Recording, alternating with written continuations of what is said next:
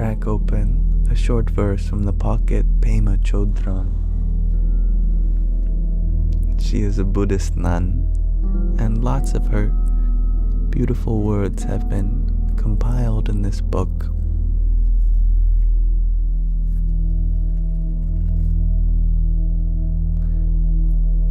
Into the demon's mouth.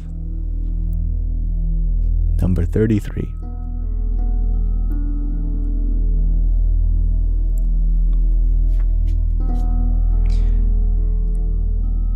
Milarepa, who lived in the 11th century, is one of the heroes of Tibetan Buddhism, one of the brave ones. He was also a rather unusual fella. He was a loner who lived in caves by himself and meditated wholeheartedly for years. He was extremely stubborn and determined. If he couldn't find anything to eat for a couple of years, he just ate nettles and turned green. But he would never stop practicing. The story goes that one evening, Milarepa returned to his cave after gathering firewood, only to find it filled with demons. They were cooking his food, reading his books, sleeping in his bed.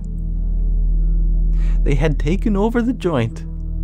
He knew about the teaching of the non-duality of self and other, but he still didn't quite know how to get these guys out of his cave.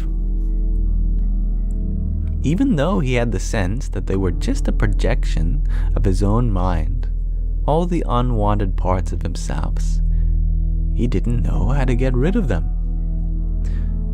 So first he taught them the Dharma.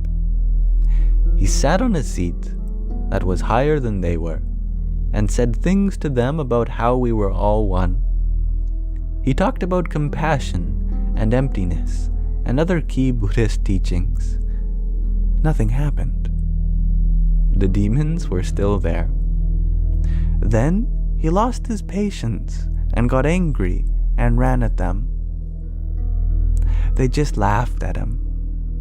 Finally, he gave up, just sat down on the floor saying, "I'm not going away, and it looks like you're not either. So let's just live here together." At that point, all of them left, except one. Milarepa said, "This one is particularly vicious. We all know that one. Sometimes we have lots of them like that. Sometimes we feel that's all we've got." He didn't know what to do, so he surrendered himself even further. He walked over and put himself right into the mouth of the demon and said, "Just eat me up if you want to." Then that demon left too.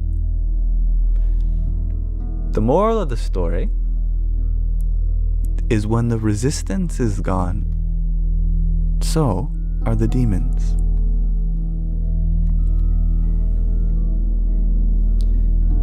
A good verse from the Bhagavad Pema Chödrön.